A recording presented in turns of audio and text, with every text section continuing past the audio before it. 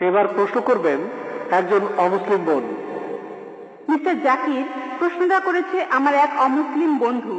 সে আমাকে বলে যে মুসলমানদের মধ্যেই বিভ্রান্তি আছে। মুসলমানরা নিজেরাই এক অন্যকে প্রশ্ন করে যে আপনি কি ওয়াহাবি নাকি আপনি একজন সুন্নি। তার মতে মুসলমানদের বিভ্রান্তির মধ্যে রয়েছে।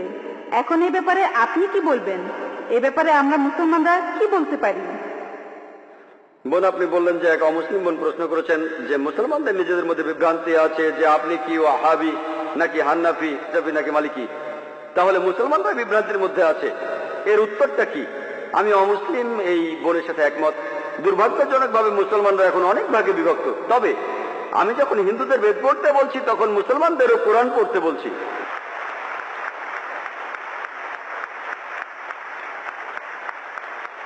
আল্লাহ পবিত্র কোরআনে বলেছেন সূরা আল ইমরানের 103 নম্বর আয়াতে আল্লাহ তাআলা বলেছেন ওয়াতাসিমু বিহাবলিল্লাহি জামিআন ওয়া লা তাফাররাকু, আল্লাহর রজ্জু শক্ত করে ধরো আর বিচ্ছিন্ন হও না।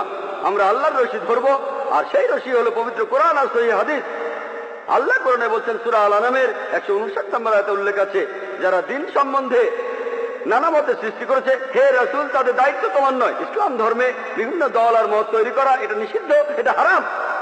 কিন্তু যদি মুসলমানদের বলি আপনি কি, কেউ বলে আমি হানাফি, কেউ বলে শাফি, কেউ বলে হামলি, কেউ বলে ওয়াহাবি। নবীজি কি ছিলেন? তিনি কি হানাফি? তিনি কি শাফি? তিনি কি হামলি? তিনি কি মালিকি? তিনি কি ছিলেন?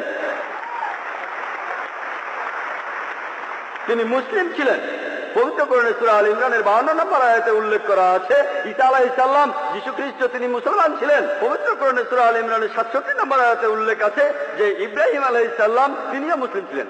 পবিত্র কোরআনে সূরা ফুসিলাতে 33 নম্বর আয়াতে উল্লেখ করা আছে ওয়ামান আহসানু ক্বালাম মিম্মান দাআ ইলাল্লাহি ওয়া আমিলা সালিহান ওয়া ক্বালা ইন্নানি মিনাল মুসলিমিন। সেই ব্যক্তির চেয়ে কে উত্তম যে মানুষকে আহ্বান করে আল্লাহর পথে, সৎকর্ম করে আর বলে আমি মুসলমান। আমাদের নবী মুহাম্মদ সাল্লাল্লাহু আলাইহি ওয়াসাল্লাম মুসলমান ছিলেন। আল্লাহই বলেছেন আমরা হব মুসলমান। মুসলমানের চেয়ে ভালো কোনো বিশেষণ নেই। আর চারজন বিখ্যাত ইমামের সবাই, ইমাম আবু হানিফা, ইমাম শাফি, ইমাম আহমদ ইবনে হাম্বল, ইমাম মালিক, আল্লাহ সবাইকে শান্তিতে রাখুন, তারা বিখ্যাত পণ্ডিত। আমি তাদের সবাইকে শ্রদ্ধা করি, পছন্দ করি। তারা বিখ্যাত পণ্ডিত। আর এই পণ্ডিতদের সবাই বলেছেন, এই চারজন ইমাম বলেছেন, যদি আমার কোনো ফতোয়া আল্লাহ ও রাসূলের বিরুদ্ধে যায় তাহলে তোমরা আমার ফতোয়াকে ছুঁড়ে ফেলে দাও।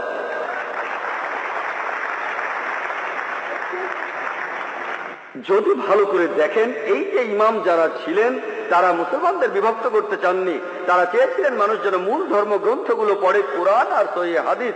তাই আমাদের এখন যা করতে হবে, আমি লোকজন বলে একটা হাদিসে আছে মুসলিমরা 73টি ভাগে বিভক্ত হবে, এটা আছে তিরমিজিতে সহিহ হাদিস 171 নম্বর হাদিস। নবীজি বলেছেন ভবিষ্যতে 73টি ভাগ তৈরি হবে, ভাগ করা উচিত সেটা বলেননি। নবীজি জানতেন যে আল্লাহ এই কাজটাকে নিষিদ্ধ করেছেন। তাহলে যেটা করতে পারেন, আল্লাহ আর রাসূলকে মানেন, আর নিজেদের আপনারা যে নামে ডাকতে পারেন সেটা হলো মুসলমান। যে কোনো পণ্ডিত, পৃথিবীর যে কোনো পণ্ডিত, ধরলাম তিনি পৃথিবীর সবচেয়ে বড় পণ্ডিত, তার কাছে প্রমাণ দেখতে চান, বল হাসু বুরহানুকুম, আপনার প্রমাণটা দেখান। যদি সত্যি বলে থাকেন, আপনি নির্দোষ হলে তার প্রমাণ দেখান। তাহলে যদি কোনো পণ্ডিতের সাথে মতভেদ হয়, তার কাছে প্রমাণ দেখতে চান, প্রমাণটা নিয়ে পরীক্ষা করুন। এজন্য আমি রেফারেন্স দেই। আমি যা বলি, জাকির যা বলে, ইসলামে তার কোনো মূল্য নেই, জিরো, শূন্য। সেজন্যই বলি, জাকির বলেনি, আল্লাহ বলেছেন কুল হুয়াল্লাহু আহাদ, বলো তিনি আল্লাহ এক, অদ্বিতীয়। আমি জাকির বললে ইসলামে এটা মূল্যহীন, শূন্য। আল্লাহ যা কিছু বলেছেন সেটা মানতে হবে, নবীজি বললে সেটাও মানতে হবে। সেজন্য বোন, মুসলিমদের বিভক্ত হওয়া উচিত না, আমাদের শুধু মুসলিমই বলা উচিত। আর কোরআন আর সহিহ হাদিস আমরা মেনে চলবো। যারা বিভিন্ন মতের সৃষ্টি করে তারা ইসলামের বিরুদ্ধে।